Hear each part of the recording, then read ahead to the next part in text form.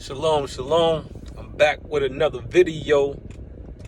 King Hafi the Saint, aka Quante HaKodesh. But yeah, so I be just thinking, man. So I think, and then I record my thoughts and share them with the world, right?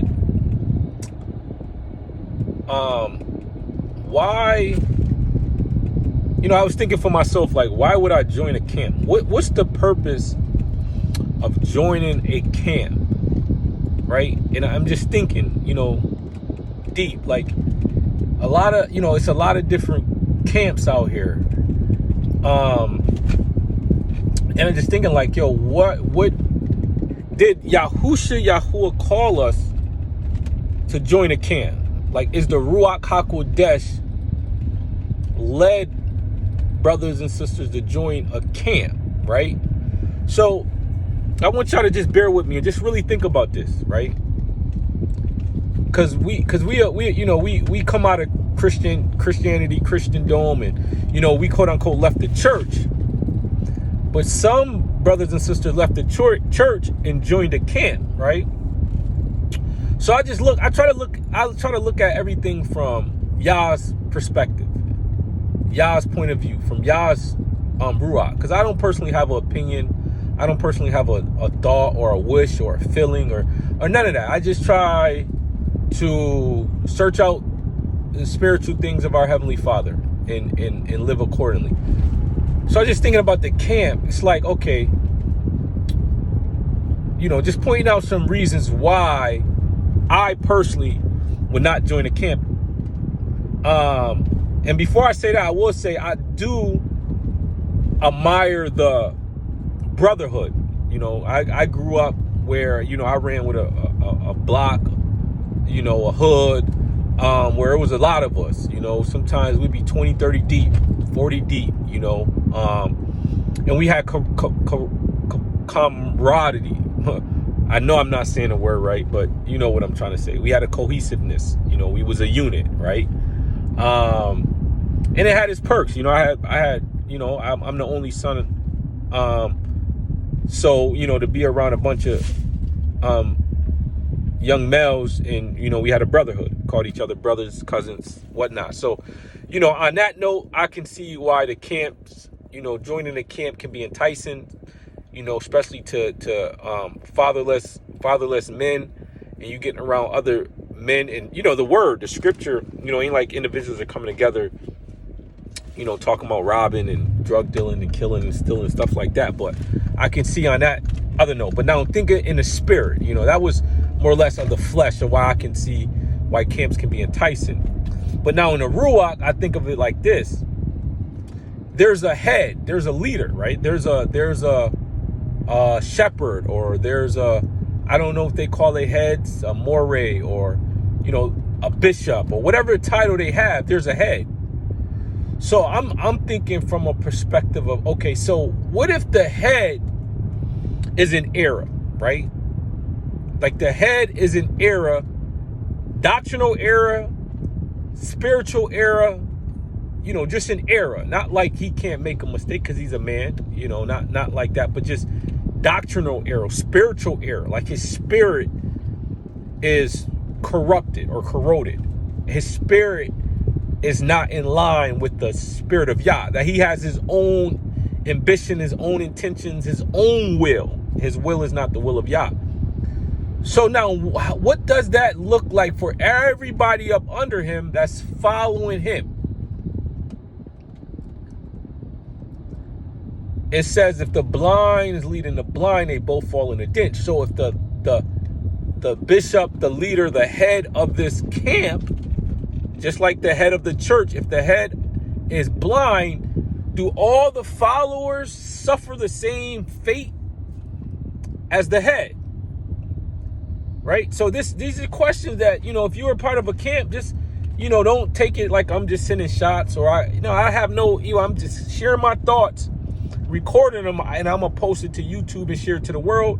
If you like it, you like it, you comment, you share, you subscribe, If you don't like it, you disregard what I'm saying. But I just want you to think, like, what if the head of your camp is not really aligned with Yahuwah. Like, he's really not a son of Yahuwah, right? Because everybody that say they're a Hebrew Israelite is not a seed of Abraham. And the only way you can become a seed of Abraham, you have to be you got to cling to Yahusha HaMashiach. So that's why I'm like, okay, me joining the camp won't work. So now what if the head is out of order, and you being a member of this camp, you see the head out of order? How are you able to rebuke and correct the leader of the camp? Like, is your leader, is he untouchable? Because what we do as humans or as mankind, we can exalt another man and that man become untouchable. And in the house of Yashrael, that was never so. That's why there was a dualship of kinghood and priesthood, order Melchizedek, right? That's why there's a king and there's a priest. And on top of that, there were prophets and messengers. So there was a balance. It's sort of like looking at the U.S. government. There's three branches. You have the executive, you have the legislation, and you have the judicial. So you have three branches, and supposedly no branch is above the other branch. They work according, it's checks and balance, right? That Congress, they pass the laws, the judicial system uphold the laws, and executive, the executive deals with the, they can create laws and do different things too, and they got to bring it through Congress and different things like that, budget and different things like that. But there's three separate branches. So within the camp, if it's not structured like that, if you just got one person at the top making all the orders and directing everybody up under him, where's the checks and balance? Where do the ministry of the priesthood or the prophet, like, can you receive revelation directly from the Most High and go to the camp leader and say, yo, the Most High revealed to me in the spirit, you're in error and this, and if you don't take my word, I'm going to bring another witness and we're going to do it correctly. And then hopefully you will repent, because the messengers get the message from the Most High, not saying some carnal man just coming and saying some things, pointing out faults just because he want to make himself feel bigger or whatever. But really, you receive revelation from the Most High. And we got examples like that with, King David, where he was out of order with Bathsheba, and the prophet came to him and rebuked him. And he said, oh, I repented. I've sinned against the Most High, because he is a man after Yah's own heart. And this is King Dawood. This is King David. We know Yah loved him. Like he said, your throne will last forever. Or Yahusha is the son of King David in a sense, in the flesh, right?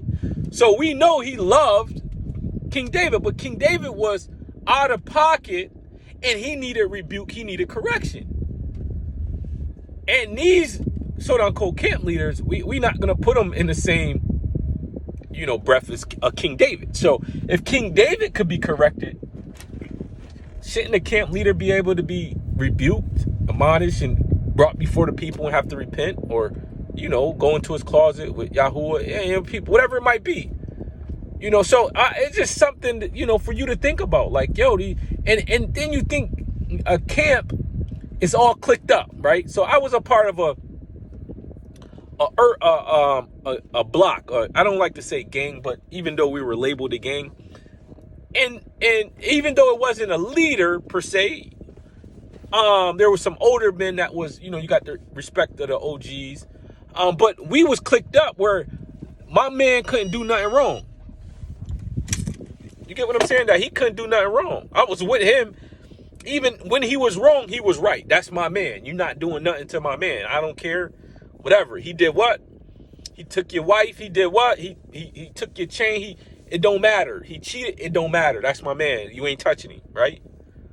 So I know what camp life is like, that you're going to go back for your brothers even if they're wrong. Think about it.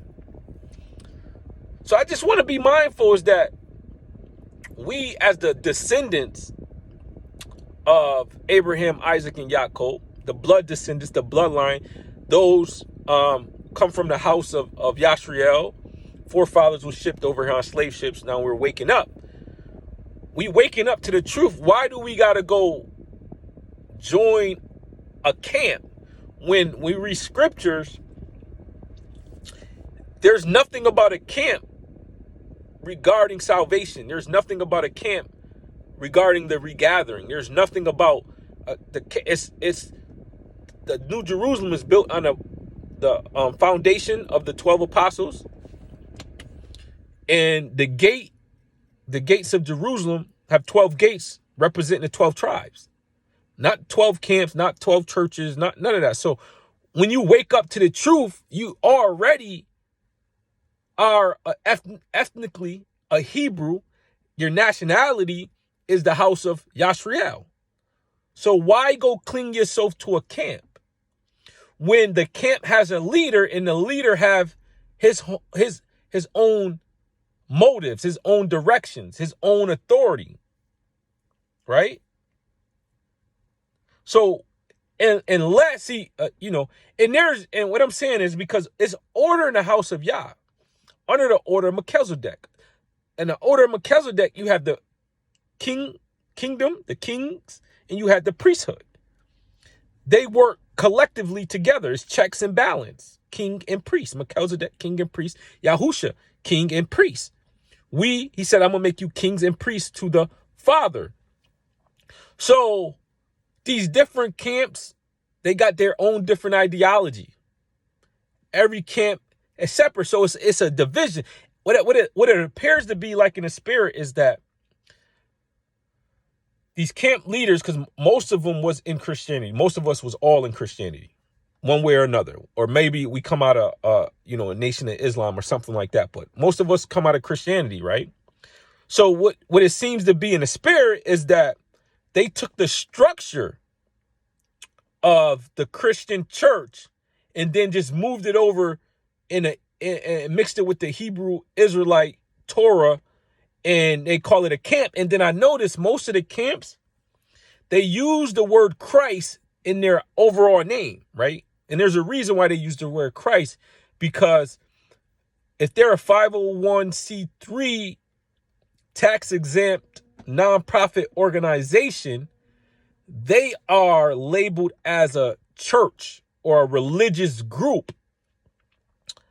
And we know the people, the man, he doesn't recognize Hebrew Israelite as a ethnic nationality, right? I don't even know if they recognize it as a religion, maybe Messianic Judaism or whatever, but you got to go up under certain banners to be gifted the 501c3 tax exemption for your nonprofit religious organization, right? So these are things just to think about. Is that, man, why use Christ? If you're a Hebrew, we know it's Messiah or Mashiach, you know what I mean? Hamashiach, in that type of language, right? We don't, Christ, we know Christ is Christos, and that comes from Roman or Latin or Greek or whatever, and they call their deities Christos or Christos, right? And we know of the false prophet Jesus the Christ, right? So you create a camp and then you use the title Christ in it. It's just little things that I'm just, speaking on, just to get your wheels thinking. And, you comment on a video and you just tell me what you think. And it's not bashing nobody, because I got, individuals I know personally that's a part of a camp. They follow and subscribe to a particular doctrine, or, they got for instance, the 12 tribes chart. And we can look at that.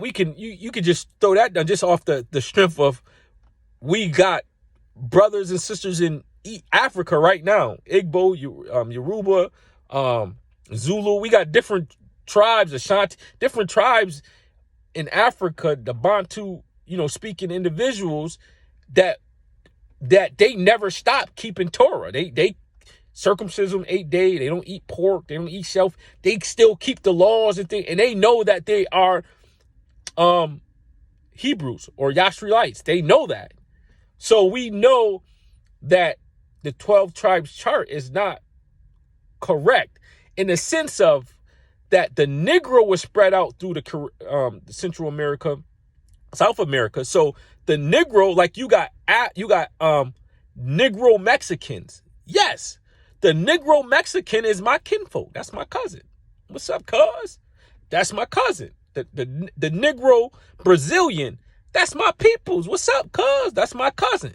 Those my aunties and uncles. The Negro, though, not the entire nation, like the Puerto Rican, the Negro Puerto Rican, that's my kinfolk, because our people was shipped to these different lands, and then they were, the Spaniards was there, the Portuguese was there. You know what I'm saying? These different people, they were there.